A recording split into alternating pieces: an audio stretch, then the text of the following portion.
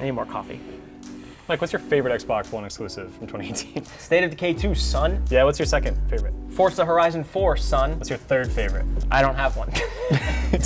Do you care that there's not that many? No, there wasn't that many last year either, but this year I feel like for all the promise that Sea of Thieves showed, it didn't really hit me hard at all. And that was April now? March, April, something, yeah. Been out for a while now, and I feel like they were trying to make this, like lifestyle game that people would keep returning to, and I don't even feel like many people are talking about it anymore. Because there's not much there.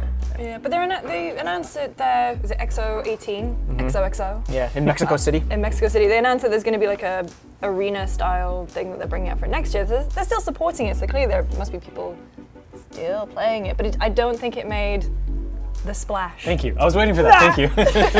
They hoped it would. Yeah, people loved like the little bits and pieces of that game. It's just that isn't enough to sustain it, unfortunately.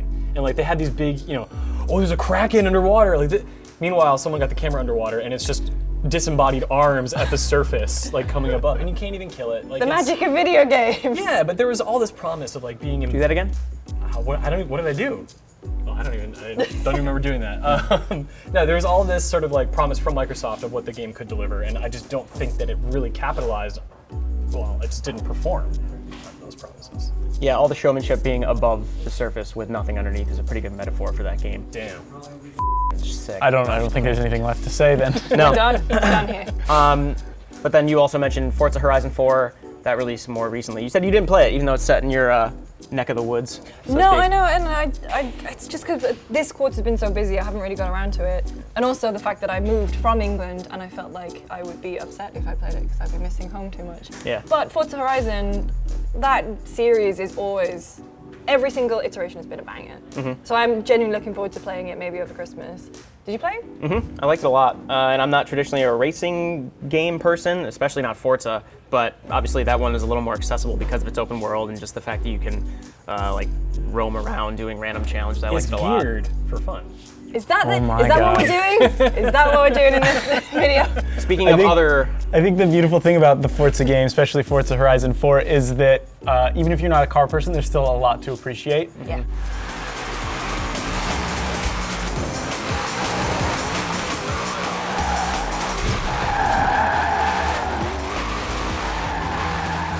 It kind of makes you want to be a car person. Yeah. It's kind of like, interestingly enough, how I always felt about Top Gear. Like, even if you don't like cars, it still kind of makes you interested in cars. Watching that this weekend. It's still great. But then this definitely has a similar feeling. Like, I'm excited to get behind the wheel of some of these cars and like not even necessarily race. I just like to kind of cruise around, see what other people are doing, which is normally crashing into me. But yeah, that game is a lot of fun. We're talking about Xbox exclusives. State of Decay 2 came out, and people were excited for it because of how much of a cult hit the first one was from Undead Labs. Like really great zombie immersive sim, I guess you could call it. And I've been playing State of Decay 2 again recently. They have vastly improved it, but when the game released, it was very, very broken in a lot of places. There were a lot of like quality of life things that need to be changed, which they have, but it didn't really add much to the stable of Xbox games. But we were just talking about Playground Games and Undead Labs. Those are two of the studios that Microsoft acquired this year. How many did they acquire total? 8, right? Something like it's 5 at E3, and then they announced a couple at XO18. So at XO18 it was Playground, Undead Labs, and then the Compulsion Games, who made We Happy Few. There were several others. Ninja Theory, which is huge. That's massive. That was really good because, and like there's also like a wide range of games. And then there's also Obsidian they have, Right. which again we were talking about it during our PC chat. Obsidian is very much like an old school RPG developer. They've made a lot of those. They have Pillars of Eternity 2 this year, which now we know. Yeah, and now we know that's the last game they made as an independent studio. But now, I think Microsoft is making really good moves because I wouldn't peg Obsidian to go to Microsoft, despite the fact that the original Xbox did have a lot of console RPGs. There's a key difference though now, Mike. You can hook up a keyboard and a mouse to your Xbox One. Right. It's basically a PC. And they're really going in on that, and I think that works really well because it's already like it's so seamless between Windows 10 and Xbox. Like State of Decay 2, I'm playing it here, and then the cloud save just bring it to my Xbox at home. It's still just first part. Well, I mean, I guess State of Decay 2 wasn't technically first party at that point. But it is now, It yeah. is now, whatever. But yeah, like you can tell like that's really only available for certain games. I'd love that to be available for the entire Xbox. Like I couldn't. That's a reality that's like too good to be true. Yeah. But it's cool to see that they're making strides to begin with. But Microsoft, not only are they acquiring these great third-party studios, they are making a new first-party studio. So they've got the initiative and they're pulling in all this amazing AAA talent from, basically they're cherry-picking whoever they want to make a game. And I'm really excited to see what that group of people are going to come out with. So on top of that, they have, you know, they announced a new Halo. We've got a ton of stuff about Gears coming. It's again, putting all their pieces on the board and moving everything forward.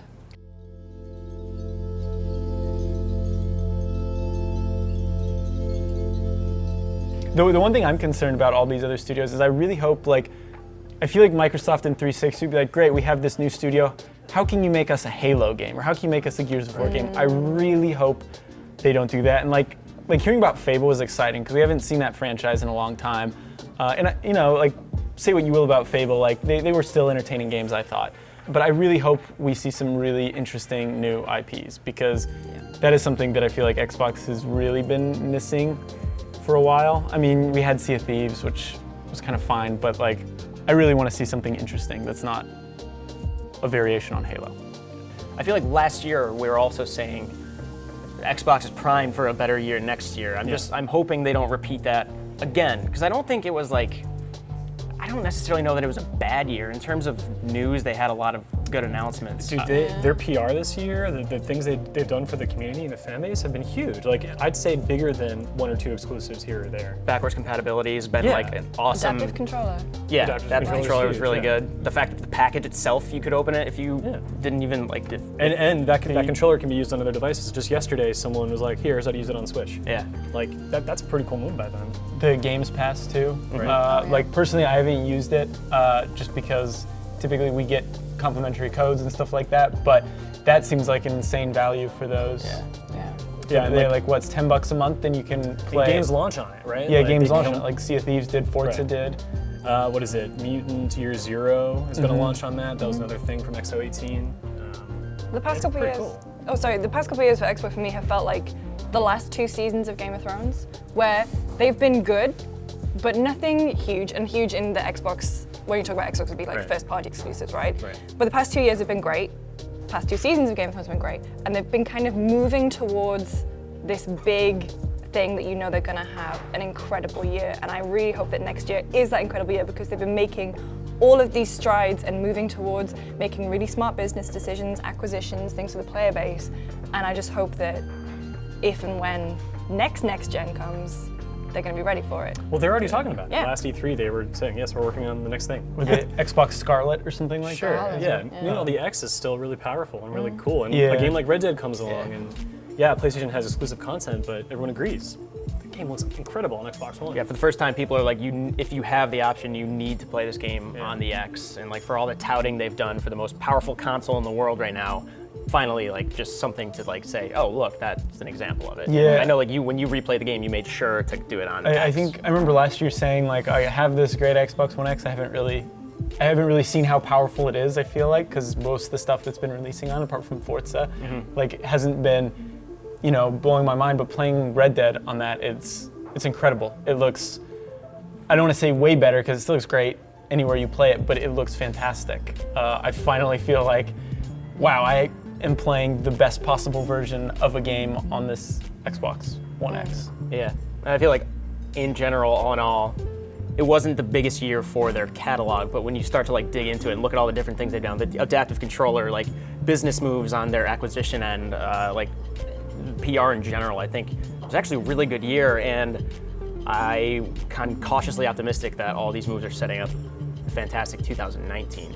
So that's the one thing. I'm not sure if I feel that 2019 is going to be their year. I think with all of these studio acquisitions still kind of fresh, I think it's going to be 2020. Sure. Yeah. I think they're really going to hit hard on whatever this next gen Xbox Scarlet or whatever it is. I think that's going to be the really impressive year. So maybe end of next year.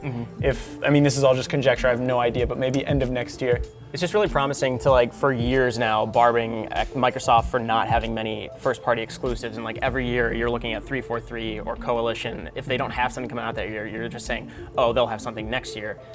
Microsoft heard that, or they just already had plans and they went out and got talented third-party developers and said, come and make stuff for us exclusively, and that's a really good move on their end, I think, and it again, it's like has me optimistic for their future. And looking back on 2018, it was a really good year for Microsoft. So anyway, those were our broad strokes about Microsoft in 2018. If you want to go more in depth and get into the specifics, we have a full report card from our editorial team over on GameSpot.com. We will also be covering Sony, PC, and Nintendo throughout the coming weeks for our end of the year awards. Stay tuned to GameSpot.